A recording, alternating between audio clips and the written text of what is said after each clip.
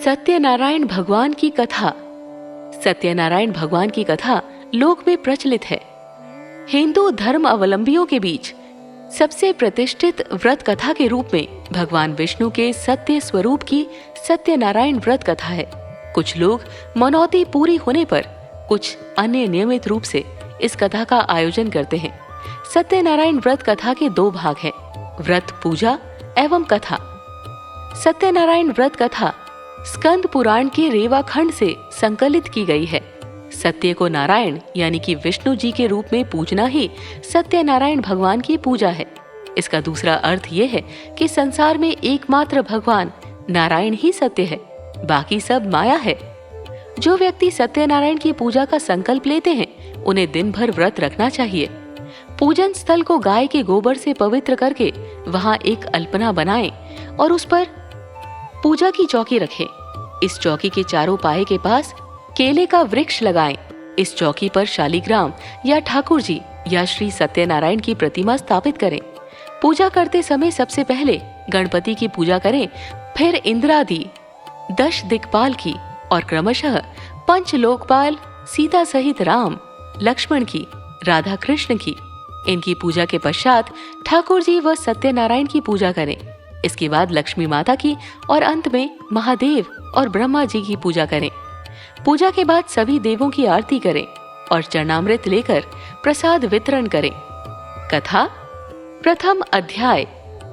सत्यनारायण व्रत कथा का पूरा संदर्भ ये है कि पुरा काल में शौनकादि ऋषि नैमिषारण्य स्थित महर्षि सूत के आश्रम पर पहुंचे। ऋषिगण महर्षि सूत से प्रश्न करते हैं कि लौकिक कष्ट मुक्ति, सांसारिक सुख समृद्धि एवं पारलौकिक लक्ष्य की सिद्धि के लिए सरल उपाय क्या है। महर्षि सूत शौनकादि ऋषियों को बताते हैं कि ऐसा ही प्रश्न नारद जी ने भगवान विष्णु से किया था। भगवान विष्णु ने नारद जी को बताया कि लौकिक क्लेश मुक्ति, सांसारिक सुख समृद्धि एवं परलौकिक लक्ष्य सिद्धि के लिए एक ही राजमार्ग है, वो है सत्यनारायण व्रत। सत्यनारायण का अर्थ है सत्याचरण, सत्याग्रह, सत्यनिष्ठा। संसार में सुख समृद्धि की प्राप्ति सत्याचरण द्वारा ही संभव है। सत्य ही ईश्वर है। सत्याचरण का अर्थ है ईश्वराधान, भगवत्य पूजा। कथा का प्रारंभ सूत जी द्वारा कथा सुनाने से होता है। नारद जी भगवान श्री विष्णु के पास जाकर उनकी स्तुति करते हैं। स्तुति सुनने के अनंतर भगवान श्री विष्णु जी ने नारद जी से कहा, महाभाग, आप किस प्रयोजन से यहाँ आए हैं? आपके मन में क्या है? कहिए, वो सब कुछ मैं आपको बताऊंगा। नारद जी बोले, भगवान, मृत्युलोक में अपने पाप कर्मों के द्वारा विभिन्न योनियों में उत्पन्न सभी लोग बहुत प्रकार के क्लेशों से दुखी हो रहे हैं। हे नाथ, किस लघु उपाय से उनके कष्टों का निवारण हो सकेगा? यदि आपकी मेरे ऊपर कृपा हो तो ये सब मैं सुनना चाहता हूँ, उसे बताएं। श्री भगवान ने कहा, हे वत्स, संसार के ऊपर अनुग्रह करने की इच्छा से आपने बहुत अच्छी बात पूछी है। जिस व्रत के करने से प्राणी मोह से मुक्त हो जाता है, उसे आपको बताता हूँ, सुने। हे वत्स, स्वर्ग और मृत्युलोक में दुर्लभ भगवान सत्यनारायण का एक महान पुण्यप्रद व्रत है। आपके स्नेह के कारण इस समय मैं उसे कह रहा हूँ। अच्छी प्रकार विधि विधान से भगवान सत्यनारायण व्रत करके मनुष्य शीघ्र ही सुख प्राप्त कर परलोक में मोक्ष प्राप्त कर सकता है। भगवान की ऐसी वाणी सुनकर नारद मुनि ने कहा, प्रभु, इस व्रत को करने का फल क्या है? इसका विधान क्या है? इस व्रत को किसने किया और इसे कब करना चाहिए? ये सब विस्तार पूर्वक बतलाइए। श्री भगवान ने कहा, ये सत्यनारायण व्रत दुख शोक आदि का शमन करने वाला, धन्य धान्य की वृद्धि करने वाला, सौभाग्य और संतान देने वाला तथा सर्वत्र विजय प्रदान करने वाला है। जिस किसी भी दिन भक्ति और श्रद्धा से समन्वित होकर मनुष्य ब्राह्मणों और बंधु बांधवों के साथ धर्म में तत्पर होकर सायंकाल भगवान सत्यनारायण की पूजा करे, नैवेद्य के रूप में उत्तम कोटि के भोजनीय पदार्थ को सवाया मात्रा में भक्ति पूर्वक अर्पित करना चाहिए। केले के फल, घी, दूध, गेहूं का चूर्ण अथवा गेहूं के चूर्ण के अभाव में साठी चावल का चूर्ण, शक्कर या गुड़, ये सब भक्ष्य सामग्री सवाया मात्रा में एकत्र कर निवेदित करनी चाहिए। बंधु बांधवों के साथ श्री सत्यनारायण भगवान की कथा सुनकर दक्षिणा देनी चाहिए। तदंतर बंधु बांधवों के साथ भोजन कराना चाहिए। भक्ति पूर्वक प्रसाद ग्रहण करके नृत्य गीत आदि का आयोजन करना चाहिए। तदंतर भगवान सत्यनारायण का स्मरण करते हुए अपने घर जाना चाहिए। ऐसा करने से मनुष्यों की अभिलाषा अवश्य पूर्ण होती है। विशेष रूप से कलयुग में पृथ्वी लोक में ये सबसे छोटा सा उपाय है। दूसरा अध्याय। श्री सुत बोले, हे द्विजो, अब मैं पुनः पूर्व काल में जिसने इस सत्यनारायण व्रत को किया था उसे भली भांति विस्तार पूर्वक कहूंगा। रमणीय काशी नामक नगर में कोई अत्यंत निर्धन ब्राह्मण रहता था। भूख और प्यास से व्याकुल होकर वो प्रतिदिन पृथ्वी पर भटकता रहता था। भगवान ने उस दुखी को देखकर वृद्ध का रूप धारण करके उस द्विज से आदर पूर्वक पूछा, हे, प्रतिदिन अत्यंत दुखी होकर तुम किस लिए पृथ्वी पर भ्रमण करते रहते हो? हे द्विज श्रेष्ठ, ये सब बतलाओ, मैं सुनना चाहता हूँ। बोला, प्रभो, मैं अत्यंत दरिद्र हूँ और भिक्षा के लिए ही पृथ्वी पर घूमा करता हूँ। यदि मेरी इस दरिद्रता को दूर करने का आप कोई उपाय जानते हो तो कृपया पूर्वक बतलाइए। वृद्ध बोला, हे देव, सत्यनारायण भगवान विष्णु अभीष्ट फल को देने वाले हैं। हे विप्र, तुम उनका उत्तम व्रत करो, जिसे करने से मनुष्य सभी दुखों से मुक्त हो जाता है। व्रत के विधान को भी यत्न पूर्वक कहकर वृद्ध रूपधारी भगवान विष्णु वहीं पर अंतर्ध्यान हो गए। वृद्ध ने जैसा कहा है उस व्रत को अच्छी प्रकार से वैसा ही करूंगा। ये सोचते हुए उसको रात में नींद नहीं आई। अगले दिन प्रातः काल उठकर सत्यनारायण का व्रत करूंगा ऐसा संकल्प करके वो भिक्षा के लिए चल पड़ा। उस दिन भिक्षा में बहुत सा धन प्राप्त हुआ। उसी धन से उसने बंधु बांधवों के साथ भगवान सत्यनारायण का व्रत किया। इस व्रत के प्रभाव से वो श्रेष्ठ सभी दुखों से मुक्त होकर समस्त संपत्तियों से संपन्न हो गया। उस दिन से लेकर प्रत्येक महीने उसने ये व्रत किया। इस प्रकार भगवान सत्यनारायण के इस व्रत को करके वो श्रेष्ठ सभी पापों से मुक्त हो गया और उसने दुर्लभ मोक्ष पद को प्राप्त किया। हे विप्र, पृथ्वी पर जब भी कोई मनुष्य श्री सत्यनारायण का व्रत करेगा उसी समय उसके समस्त दुख नष्ट हो जाएंगे। इस प्रकार भगवान नारायण ने महात्मा नारद जी से जो कुछ कहा मैंने वो सब आप लोगों से कह दिया। आगे अब और क्या कहूँ? हे मुने, इस पृथ्वी पर उससे सुने हुए इस व्रत को किसने किया? हम वो सब सुनना चाहते हैं। उस व्रत पर हमारी श्रद्धा हो रही है। श्री सुत जी बोले, मुनियों, पृथ्वी पर जिसने ये व्रत किया उसे आप लोग सुने। एक बार वो द्विज श्रेष्ठ अपनी धन संपत्ति के अनुसार बंधु बांधवों तथा परिवारजनों के साथ व्रत करने के लिए उद्यत हुआ। इसी बीच एक लकड़हारा वहां आया और लकड़ी बाहर रखकर उस ब्राह्मण के घर गया। प्यास से व्याकुल वो उसको व्रत करता हुआ देख प्रणाम करके उससे बोला, प्रभु, आप ये क्या कर रहे हैं? इसके कारण से किस फल की प्राप्ति होती है? विस्तार पूर्वक मुझसे कहिए। विप्र ने कहा, ये सत्यनारायण का व्रत है जो सभी मनोरथों को प्रदान करने वाला है। उसी के प्रभाव से मुझे ये सब महान धन धान्य आदि प्राप्त हुआ है।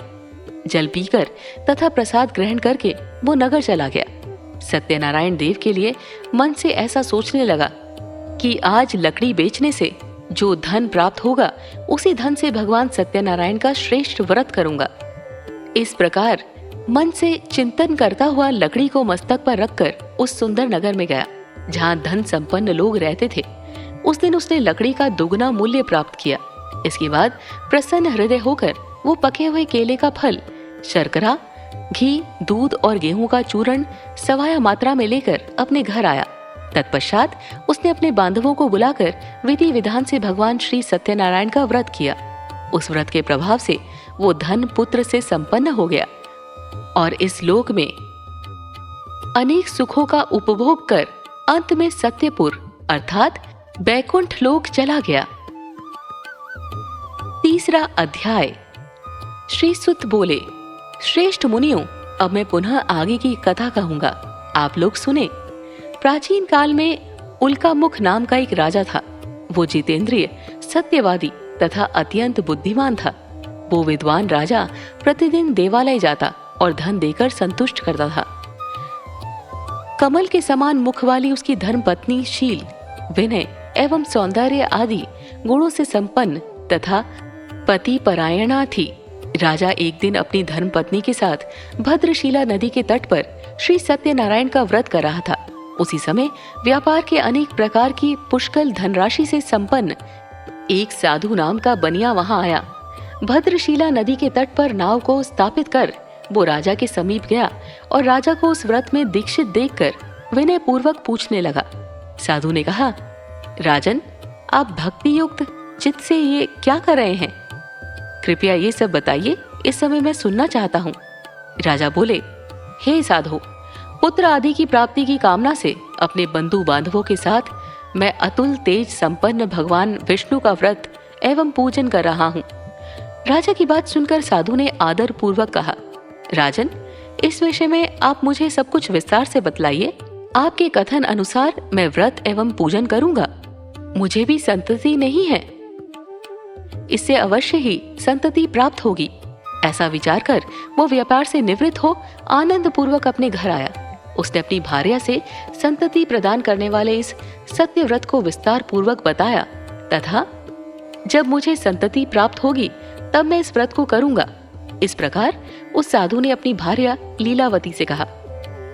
एक दिन उसकी लीलावती नाम की सती साध्वी भार्या पति के साथ आनंद चित्त से ऋतुकालीन धर्माचरण में प्रवृत्त हुई और भगवान श्री सत्यनारायण की कृपा से उसकी वो भार्या गर्भिणी हुई। 10वें महीने में उससे कन्या रत्न की उत्पत्ति हुई और वो शुक्ल पक्ष के चंद्रमा की भांति दिन प्रतिदिन बढ़ने लगी। उस कन्या का कलावती नाम रखा गया। इसके बाद एक दिन लीलावती ने अपने स्वामी से मधुर वाणी में कहा, आप पूर्व में संकल्पित श्री सत्यनारायण के व्रत को क्यों नहीं कर रहे हैं? साधु बोला, प्रिय, इसके विवाह के समय व्रत करूंगा। इस प्रकार अपनी पत्नी को भली भांति आश्वस्त कर वो व्यापार करने के लिए नगर की ओर चला गया। इधर कन्या कलावती पिता के घर में बढ़ने लगी। तदंतर धर्मज्ञ साधु ने नगर में सखियों के साथ क्रीड़ा करती हुई अपनी कन्या को विवाह योग्य देखकर आपस में मंत्रणा करके कन्या विवाह के लिए श्रेष्ठ वर का अन्वेषण करो, ऐसा दूत से कहकर शीघ्र ही उसे भेज दिया। उसकी आज्ञा प्राप्त करके दूत कांचन नामक नगर में गया और वहां से एक वाणिक का पुत्र लेकर आया। उस साधु ने उस वाणिक के पुत्र को सुंदर और गुणों से संपन्न देखकर अपनी जाति के लोगों तथा बंधु बांधवों के साथ संतुष्ट चित्त हो विधि विधान से वाणिक पुत्र के हाथ में कन्या का दान कर दिया। उस समय वो साधु बनिया दुर्भाग्यवश भगवान का वो उत्तम व्रत भूल गया। पूर्व संकल्प के अनुसार विवाह के समय में व्रत न करने के कारण भगवान उस पर रुष्ट हो गए। कुछ समय के पश्चात अपने व्यापार कर्म में कुशल वह साधु बनिया काल की प्रेरणा से अपने दामाद के साथ व्यापार करने के लिए समुद्र के समीप स्थित रत्नासरपुर नामक सुंदर नगर में गया और अपने श्री संपन्न दामाद के साथ वहां व्यापार करने लगा। उसके बाद वे दोनों राजा चंद्रकेतु के रमणीय उस नगर में गए। उसी समय भगवान श्री सत्यनारायण ने उसे भ्रष्ट प्रतिज्ञ देखकर कहा, इसे दारुण, कठिन और महान दुख प्राप्त होगा, ये शाप दे दिया। एक दिन एक चोर राजा चंद्रकेतु के धन को चुराकर वहीं आया जहां दोनों वणिक स्थित थे। वो अपने पीछे दौड़ते हुए दूतों को देखकर भयभीत चित्त से धन वहीं छोड़कर शीघ्र ही छिप गया। इसके बाद राजा के दूत वहां आ गए जहां वो साधु वणिक था। वहां राजा के धन को देखकर वे दूत उन दोनों वणिक पुत्रों को बांध कर ले आए और हर्ष पूर्वक दौड़ते हुए राजा से बोले, प्रभो, हम 2 चोर पकड़ लाए हैं, इन्हें देखकर आप आज्ञा दें। राजा की आज्ञा से दोनों शीघ्र ही दृढ़ता पूर्वक बांधकर बिना विचार किए महान कारागार में डाल दिए गए। भगवान सत्यदेव की माया से किसी ने उन दोनों की बात नहीं सुनी और राजा चंद्रकेतु ने उन दोनों का धन भी ले लिया। भगवान के शाप से वणिक के घर में उसकी भार्या भी अत्यंत दुखित हो गई और उनके घर में सारा का सारा जो धन था वो चोर ने चुरा लिया। लीलावती शारीरिक तथा मानसिक पीड़ाओं से युक्त, भूख और प्यास से दुखी हो अन्न की चिंता से दर दर भटकने लगी। कलावती कन्या भी भोजन के लिए इधर उधर प्रतिदिन घूमने लगी। एक दिन भूख से पीड़ित कलावती एक के घर गई। वहां जाकर उसने श्री सत्यनारायण के व्रत पूजन को देखा। वहां बैठकर उसने कथा सुनी और वरदान मांगा। उसके बाद प्रसाद ग्रहण करके वो कुछ रात होने पर घर गई। माता ने कलावती कन्या से प्रेम पूर्वक पूछा, पुत्री, रात में तू कहाँ रुक गई थी? तुम्हारे मन में क्या है?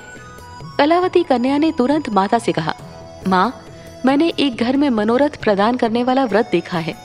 कन्या की उस बात को सुनकर वो वणिक की भार्या व्रत करने को उद्यत हुई और प्रसन्न मन से उस साध्वी ने बंधु बांधवों के साथ भगवान श्री सत्यनारायण का व्रत किया तथा इस प्रकार प्रार्थना की, भगवान, आप हमारे पति एवं जामाता के अपराध को क्षमा करें।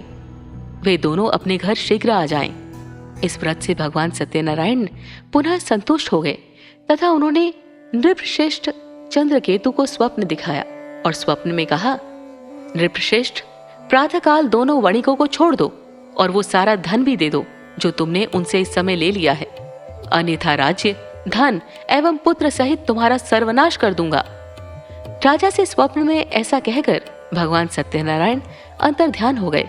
इसके बाद प्रातःकाल राजा ने अपने सभासदों के साथ सभा में बैठकर अपना स्वप्न लोगों को बताया और कहा, दोनों बंदी वणिक पुत्रों को शीघ्र ही मुक्त कर दो। राजा की ऐसी बात सुनकर वे दोनों राजपुरुषों, दोनों महाजनों को बंधन मुक्त करके राजा के सामने आकर विनय पूर्वक बोले, महाराज, बेड़ी बंधन से मुक्त करके दोनों वणिक पुत्र लाए गए हैं। इसके बाद दोनों महाराज नृपश्रेष्ठ चंद्रकेतु को प्रणाम करके अपने पूर्व वृतांत का स्मरण करते हुए भय विहीन हो गए और कुछ बोल न सके। राजा ने वणिक पुत्रों को देखकर उदार पूर्वक कहा, आप लोगों को प्रारब्धवश ये महान दुख प्राप्त हुआ है। इस समय अब कोई भय नहीं है। ऐसा कहकर उनकी बेड़ी खुलवाकर क्षौर कर्म आदि कराया। राजा ने वस्त्र अलंकार देकर उन दोनों वणिक पुत्रों को संतुष्ट किया तथा सामने बुलाकर वाणी द्वारा अत्यधिक आनंदित किया। पहले जो धन लिया था उसे दूना करके दिया। उसके बाद राजा ने पुनः उनसे कहा, साधो, अब आप अपने घर को जाएं। राजा को प्रणाम करके, आपकी कृपा से हम जा रहे हैं। ऐसा कहकर उन दोनों महावैश्यों ने अपने घर की ओर प्रस्थान किया। चौथा अध्याय। श्री सुत जी बोले, साधु बनिया मंगलाचरण कर ब्राह्मणों को धन देकर अपने नगर के लिए चल पड़ा। साधु के कुछ दूर जाने पर भगवान सत्यनारायण की उसकी सत्यता की परीक्षा के विषय में जिज्ञासा हुई। साधो, तुम्हारी नाव में क्या भरा है? तब धन के मद में चूर दोनों महाजनों ने अवहेलना पूर्वक हंसते हुए कहा, दंडेन, क्यों पूछ रहे हो? क्या कुछ द्रव्य लेने की इच्छा है? हमारी नाव में तो लता और पत्ते आदि भरे हैं। ऐसी निष्ठुर वाणी सुनकर तुम्हारी बात सच हो जाए, ऐसा कहकर दंडी सन्यासी को रूप धारण किए हुए भगवान कुछ दूर जाकर समुद्र के समीप बैठ गए। दंडी के चले जाने पर नित्य क्रिया करने के पश्चात उतराई हुई अर्थात जल में ऊपर की ओर उठी हुई नौका को देखकर साधु अत्यंत आश्चर्य में पड़ गया और नाव में लता और पत्ते आदि देखकर मूर्छित हो पृथ्वी पर गिर पड़ा।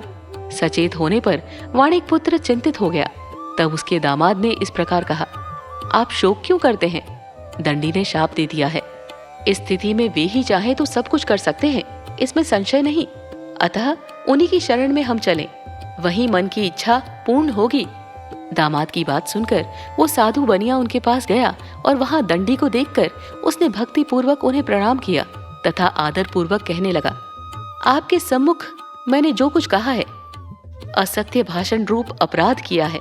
आप मेरे उस अपराध को क्षमा करें। ऐसा कहकर बारंबार प्रणाम करके वो महान शोक से आकुल हो गया। दंडी ने उसे रोता हुआ देखकर कहा, हे मूर्ख, रो मत, मेरी बात सुनो। मेरी पूजा से उदासीन होने के कारण तथा मेरी आज्ञा से ही तुमने बारंबार दुख प्राप्त किया है। भगवान की ऐसी वाणी सुनकर वो उनकी स्तुति करने लगा। साधु ने कहा, हे प्रभो, यह आश्चर्य की बात है कि आपकी माया से मोहित होने के कारण ब्रह्म आदि देवता भी आपके गुणों और रूपों को यथावत रूप से नहीं जान पाते। फिर मैं मूर्ख आपकी माया से मोहित होने के कारण कैसे जान सकता हूँ? आप प्रसन्न हो, मैं अपनी धन संपत्ति के अनुसार आपकी पूजा करूंगा। मैं आपकी शरण में आया हूँ। मेरा जो नौका में स्थित पूरा धन था उसकी तथा मेरी रक्षा करें। उस बनिया की भक्ति युक्त वाणी सुनकर भगवान जनार्दन संतुष्ट हो गए। भगवान हरि उसे अभिष्ट वर प्रदान करके वहीं अंतर्ध्यान हो गए।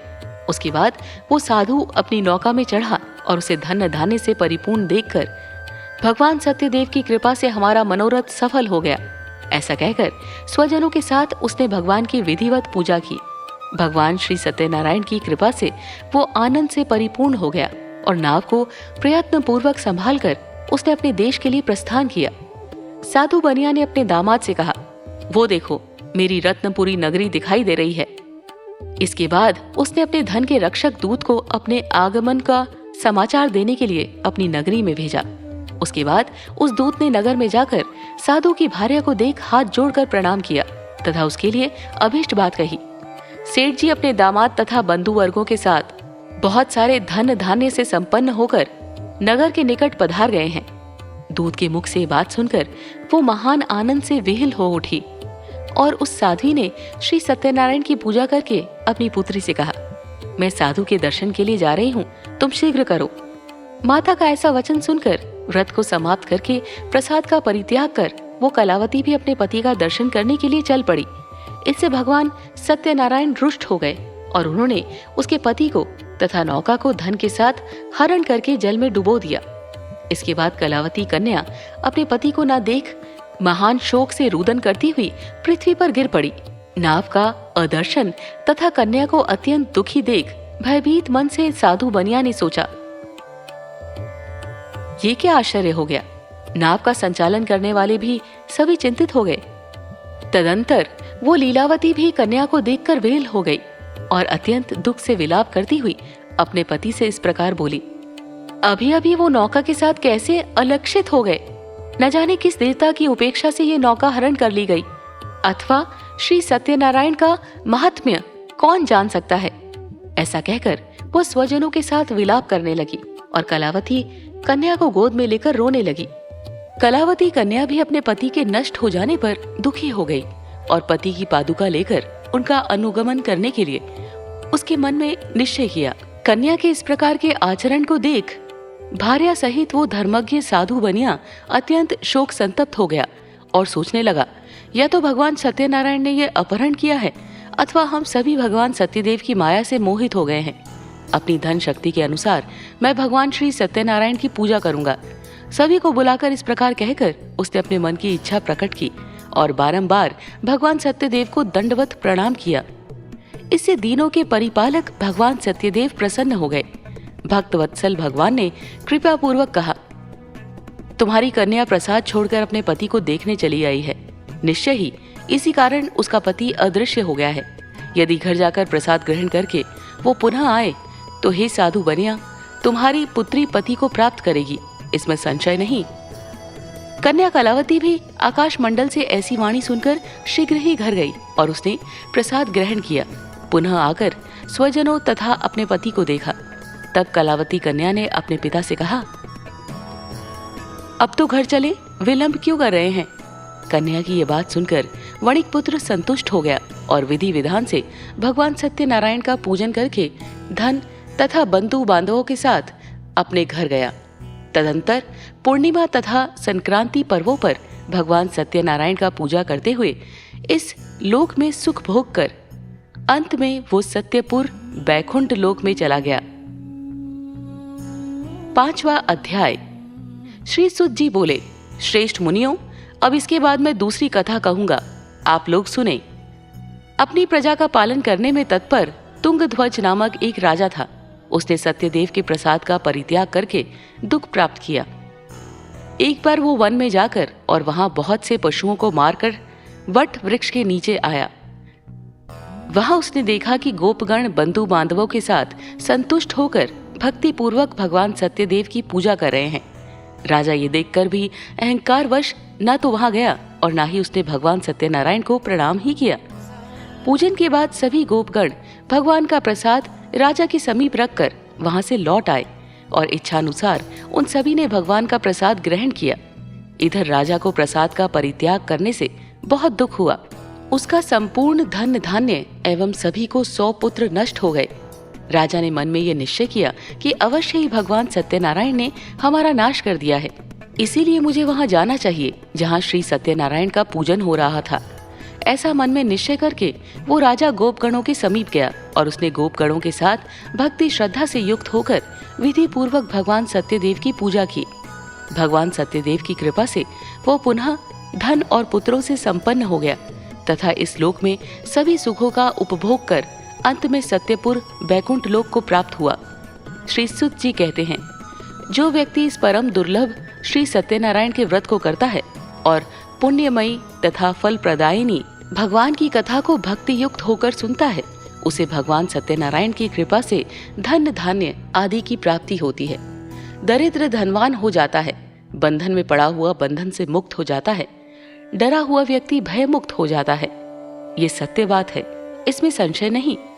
इस लोक में वह सभी इप्सित फलों का भोग प्राप्त करके अंत में सत्यपुर वैकुंठ लोक को जाता है। इस प्रकार मैंने आप लोगों से भगवान सत्यनारायण के व्रत को कहा, जिसे करके मनुष्य सभी दुखों से मुक्त हो जाता है। कलयुग में तो भगवान सत्यदेव की पूजा विशेष फल प्रदान करने वाली है। भगवान विष्णु को ही कुछ लोग काल, कुछ लोग सत्य, कोई ईश और कोई सत्यदेव तथा दूसरे लोग सत्यनारायण नाम से कहेंगे। अनेक रूप धारण करके भगवान सत्यनारायण सभी का मनोरथ सिद्ध करते हैं। कलयुग में सनातन भगवान विष्णु ही सत्यव्रत रूप धारण करके सभी का मनोरथ पूर्ण करने वाले होंगे।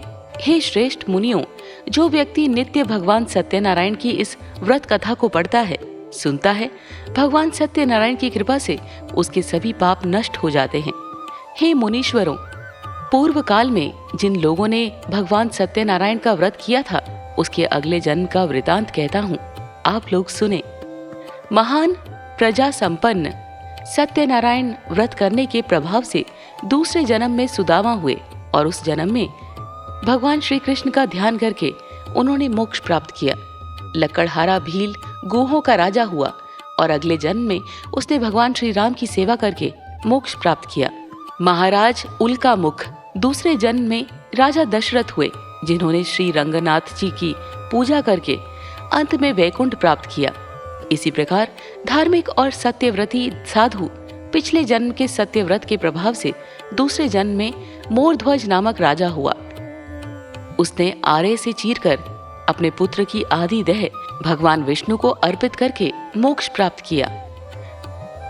महाराजा तुंगध्वज जन्मांतर में स्वयंभुव मनु हुए और भगवत वत से संबंधी संपूर्ण कार्यों का अनुष्ठान करके वैकुंठ लोक को प्राप्त हुए। जो गोपगण थे वे सब जन्मांतर में व्रजमंडल में निवास करने वाले गोप हुए और सभी राक्षसों का संहार करके उन्होंने भी भगवान का शाश्वत धाम गोलोक प्राप्त किया। इस प्रकार श्री स्कंद पुराण के अंतर्गत रेवा खंड में श्री सत्यनारायण व्रत कथा का ये 5वां अध्याय पूर्ण हुआ। वेदों के अनुसार सत्यनारायण कथा करने से हजारों वर्षों के यज्ञ के बराबर फल मिलता है। सत्यनारायण कथा को सुनने से भी सौभाग्य की प्राप्ति होती है। पौराणिक कथा के अनुसार सत्यनारायण कथा को सुनने वाले को उपवास अवश्य करना चाहिए। ऐसा माना जाता है कि श्री हरि विष्णु इससे जीवन की सभी समस्याओं को दूर करने में सक्षम हैं। स्कंद पुराण के अनुसार सत्यनारायण भगवान विष्णु का स्वरूप है।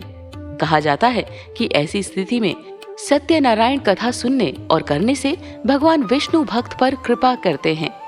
ऐसा कहा जाता है कि ये हर किसी के जीवन में खुशी और शांति लाते हैं।